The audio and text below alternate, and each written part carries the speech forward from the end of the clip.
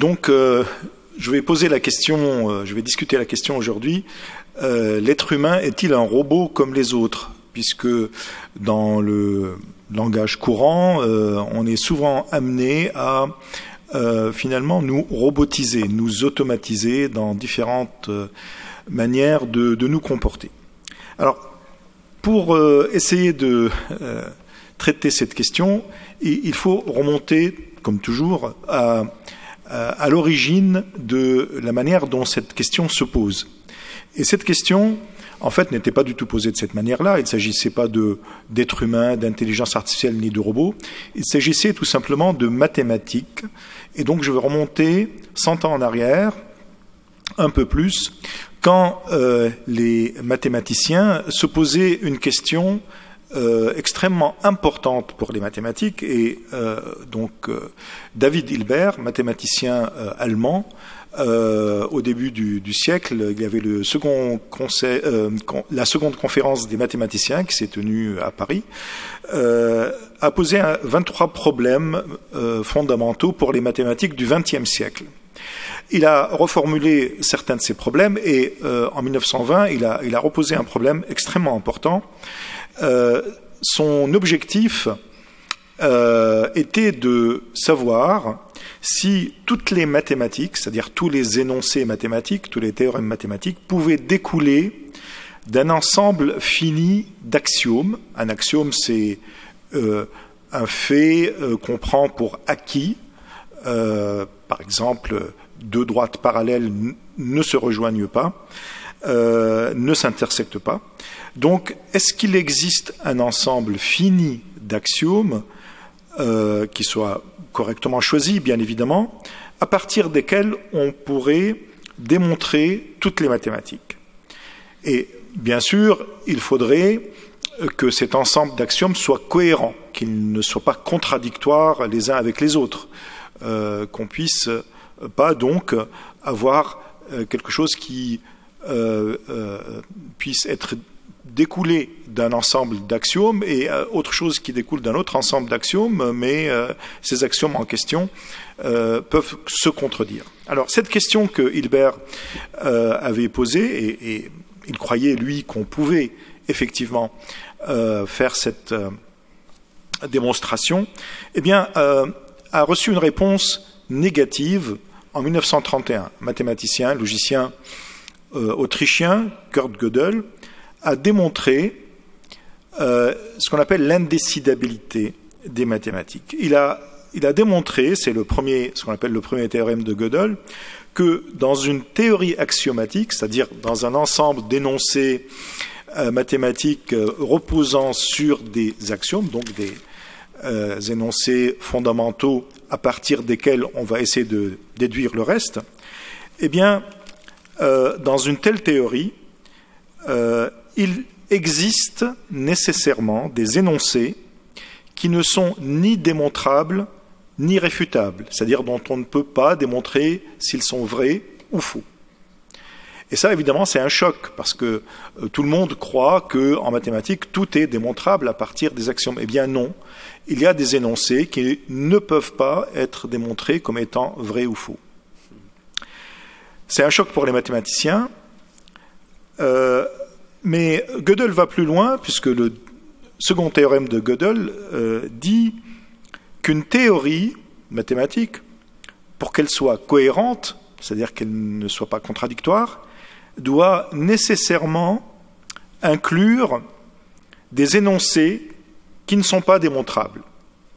Donc, en quelque sorte, le deuxième théorème sauve les mathématiques, si je puis dire, en disant cette théorie est cohérente, néanmoins, et justement, elle l'est parce qu'il y a des énoncés qui ne sont pas démontrables, dont on ne peut pas démontrer s'ils sont vrais ou faux. Alors,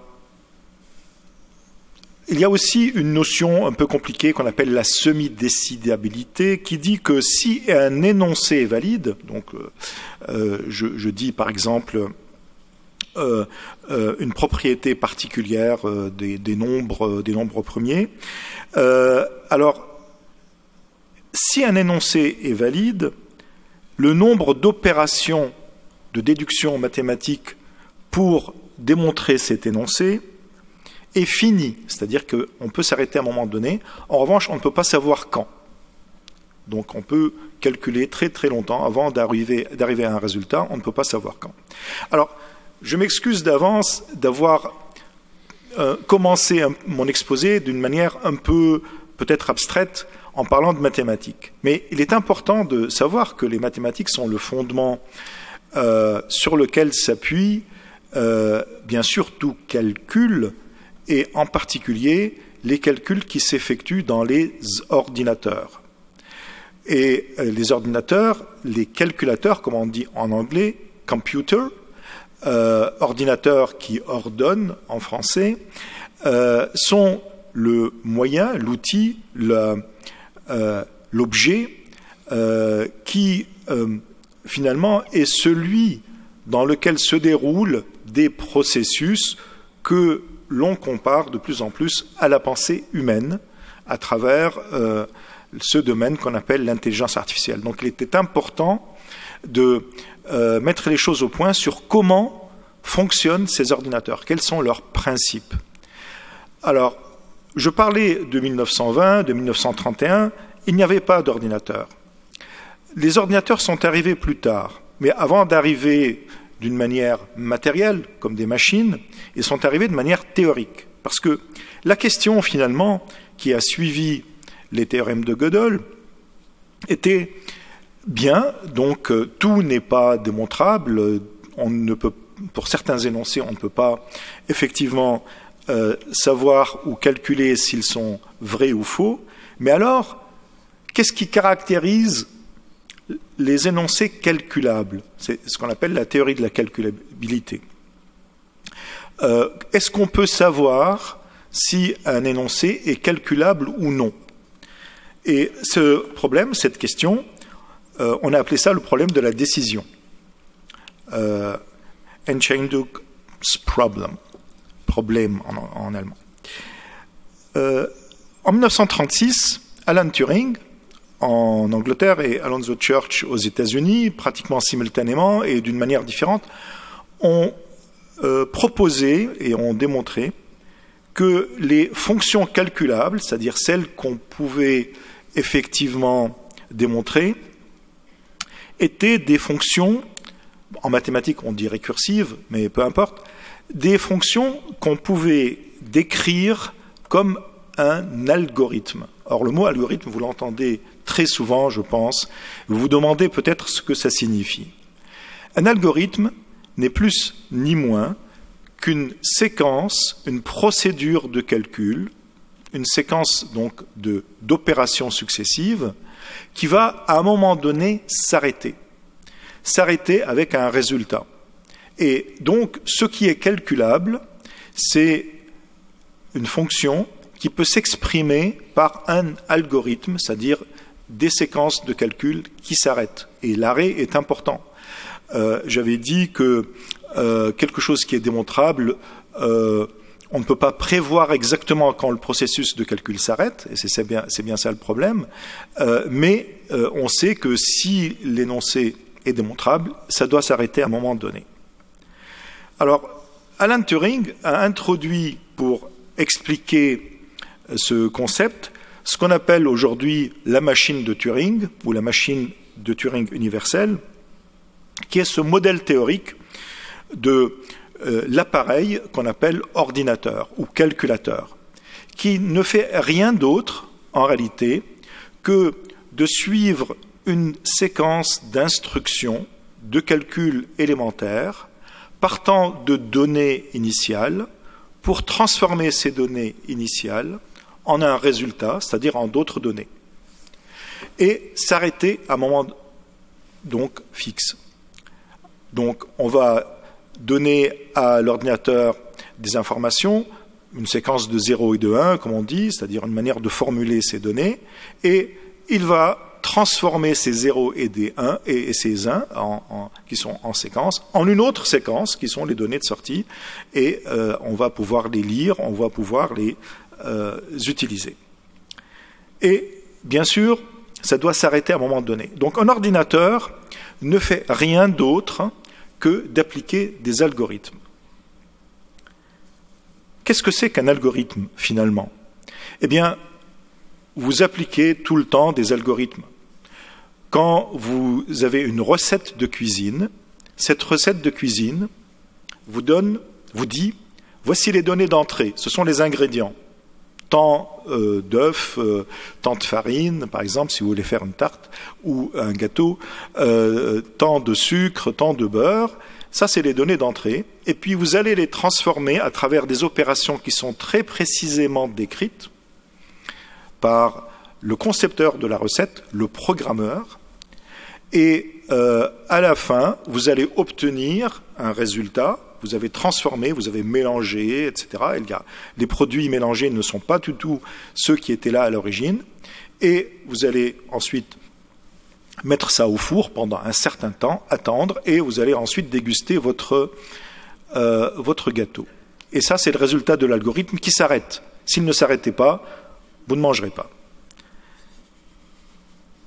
Pendant que vous exécutez votre algorithme de recette de cuisine, vous suivez précisément les instructions. Alors là, il y a deux sortes de personnes.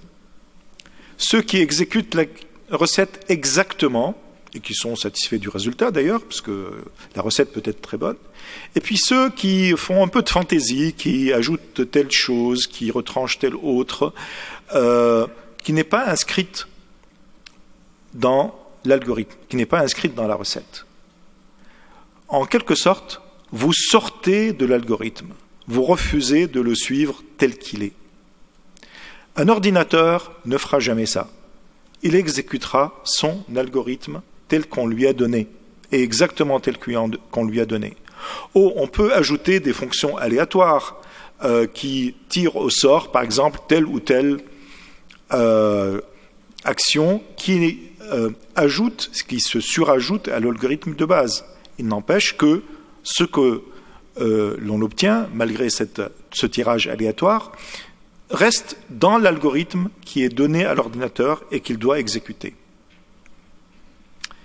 Alors, le même Turing, en 1950, donc quelques années après avoir conçu la machine de Turing universelle, et puis pendant les années 40, ayant participé très largement à l'effort de guerre à travers le décryptage des messages secrets allemands. Donc vous connaissez l'histoire de Enigma, cette machine qui codait les messages et qu'il a réussi avec ses collègues mathématiciens donc à décoder.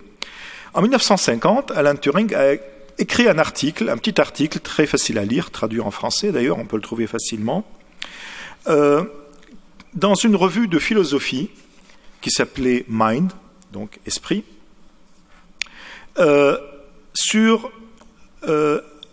posant la question suivante. Il dit, je propose de considérer la question, les machines peuvent-elles penser? Qu'est-ce que c'est que les machines? Qu'est-ce que c'est penser? Dit-il. Il faudrait commencer par définir ces notions, mais je vais éviter cela.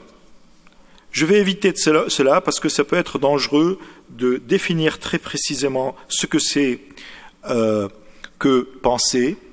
Est-ce qu'on va faire un sondage et puis prendre finalement l'opinion dominante? Non, on va plutôt, pour essayer de prouver que les machines peuvent penser ou pas, on va prendre plutôt une sorte de métaphore. On va faire un jeu qu'on appelle le jeu de l'imitation.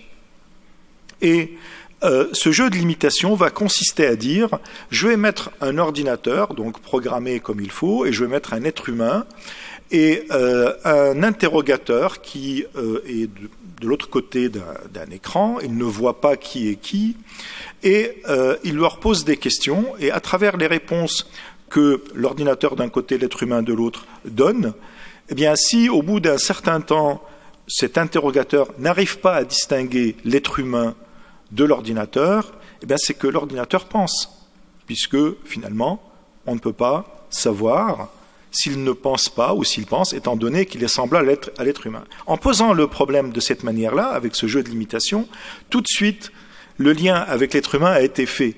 l'ordinateur, le calculateur, et je vais utiliser le terme calculateur justement parce que c'est ce qu'il fait, serait à ce moment-là semblable à l'être humain. Et tout de suite, donc, on a posé la question, être humain, être calculateur, est-ce la même chose? Alan Turing, donc, ayant posé cette question en 1950, est malheureusement décédé en 1954, d'autres ont pris la relève, et ce n'est qu'en 1956 que l'intelligence artificielle, lui, il n'a pas prononcé ce terme, est née. Elle est née à travers un programme de recherche donc aux États-Unis. Un certain nombre de chercheurs donc ont fait une proposition de ce qu'on appelle une école d'été, une conférence d'été.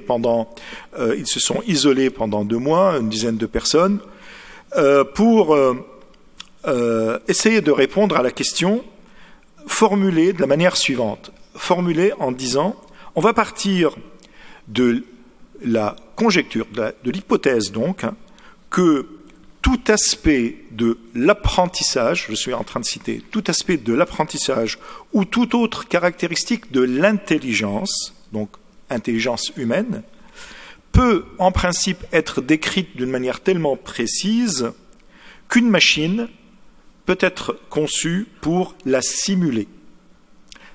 La machine va simuler l'intelligence humaine parce que cette intelligence, ou tout aspect de cette intelligence, peut être décrit d'une manière tellement précise, ça veut dire algorithme.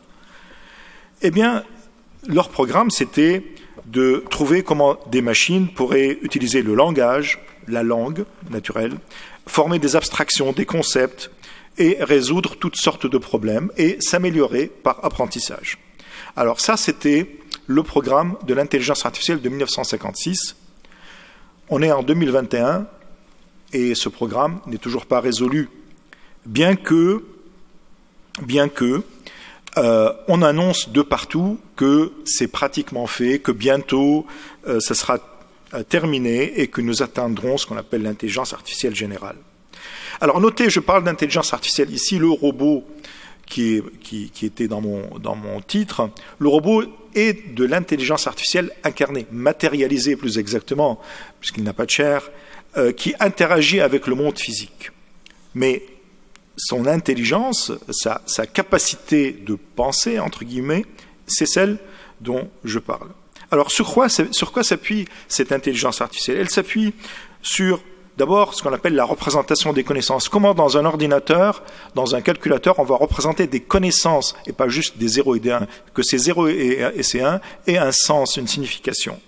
Eh bien, ça peut être fait par des concepteurs humains, des programmeurs, avec des prédicats logiques, c'est-à-dire des choses qui sont vraies ou fausses. Et l'ordinateur va être programmé pour faire des déductions, c'est-à-dire que l'algorithme va permettre de faire des opérations logiques, mathématiques, qui déduisent des énoncés à partir d'autres énoncés. Et puis il y a une autre méthode qu'on appelle l'apprentissage, qui consistera à prendre un grand nombre de données, à effectuer des calculs statistiques sur ces données pour essayer de détecter des régularités, retirer des informations particulières qui sont incluses dans ces données mais qui ne sont pas directement visibles. Et cet apprentissage s'appuie sur un outil mathématique qu'on appelle des réseaux de neurones formels.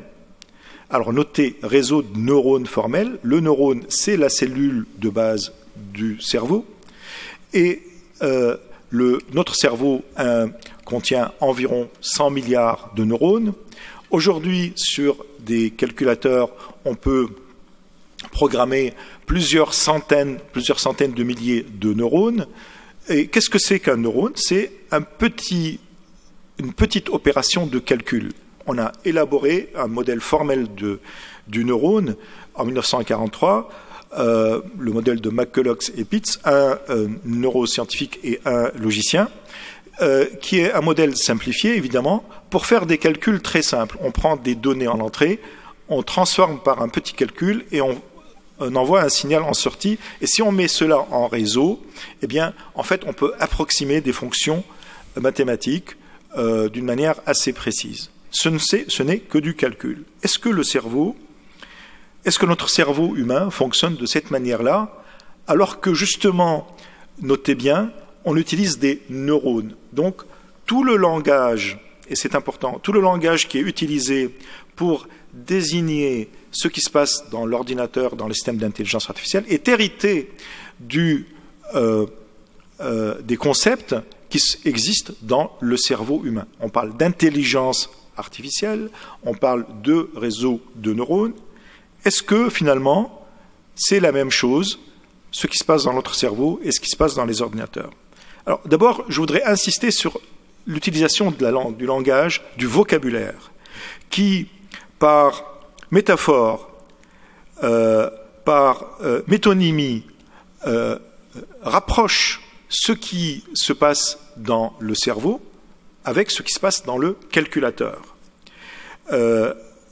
On utilise des termes comme l'intelligence, comme l'autonomie, la prise de décision, le raisonnement, alors que les processus qui découlent de la programmation de la machine ne sont pas des processus de ce type-là. Et en particulier, par exemple, l'autonomie, on pourra y revenir. L'apprentissage statistique réplique des données, en fait, les transforme d'une manière qui utilise de la corrélation et non pas de la causalité. Quelle est la cause du résultat reste quelque chose qui n'est pas extrait de cette statistique. L'absence de sens, aucune sémantique, aucune signification en réalité n'est attachée au traitement et au résultat que l'ordinateur va produire.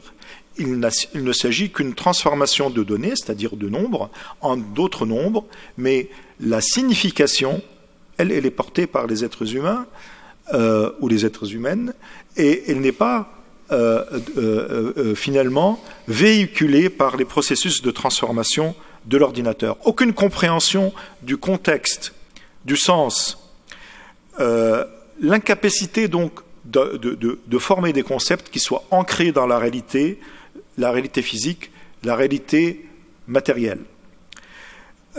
Des travaux en neurosciences computationnelles, ce qu'on appelle computationnel en anglais, ça veut dire calculatoire, essayent de modéliser le cerveau humain à travers des processus de ce type et avancent considérablement, en particulier ces derniers temps, grâce à des techniques d'imagerie. Alors, qu'est-ce qu'on peut conclure pour terminer? Est-ce qu'on peut dire impossible? L'ordinateur ne pensera jamais. Je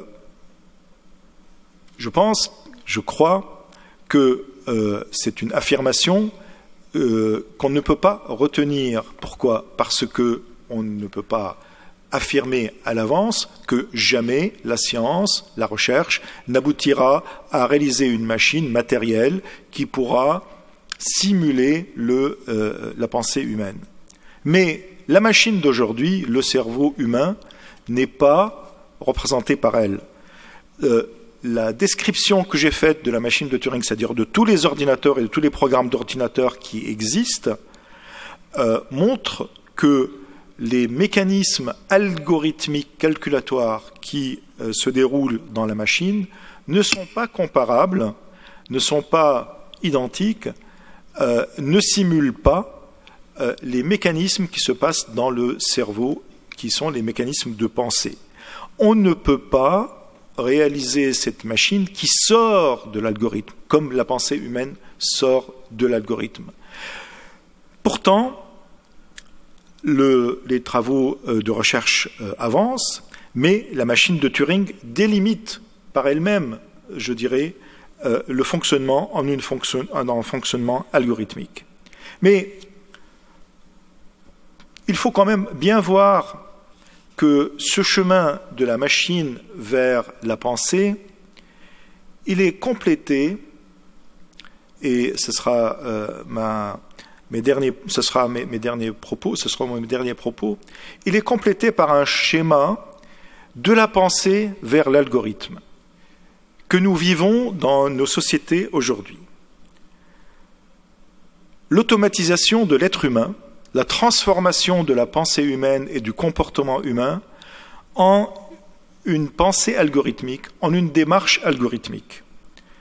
À travers, par exemple, la manière dont les réseaux sociaux capturent notre pensée, capture notre comportement et l'enferme dans un comportement systématique dont l'objectif finalement c'est qu'on puisse être prédictible et que notre interaction avec ces systèmes, avec ces logiciels, puisse être bénéfique à ceux qui les conçoivent, puisque c'est comme ça finalement qu'ils fonctionnent à travers notre exposition aux multiples messages et aux publicités en particulier qui nous sont véhiculés. Donc il est important que notre fonctionnement soit prédictible, algorithmique, et pour qu'on puisse effectivement nous soumettre ces différentes publicités. Un autre aspect, c'est l'instillation d'une pensée systématique algorithmique. Il faut fonctionner de telle manière. On reçoit des messages permanents dans le fonctionnement de notre société pour nous engager vers une démarche qui est toujours systématique, qui n'est pas une démarche de pensée, qui n'est pas une démarche dans laquelle nous sortons de l'algorithme. Alors, est-ce que l'être humain est un robot comme les autres? La pensée humaine n'est pas une pensée robotisée, mais dès lors que l'on essaye de contrôler cette pensée, on essaye en réalité de la robotiser. Et il faut donc bien être conscient de cette opération qui va dans l'autre sens, de l'humain vers le robot, pour la remettre en question. Merci.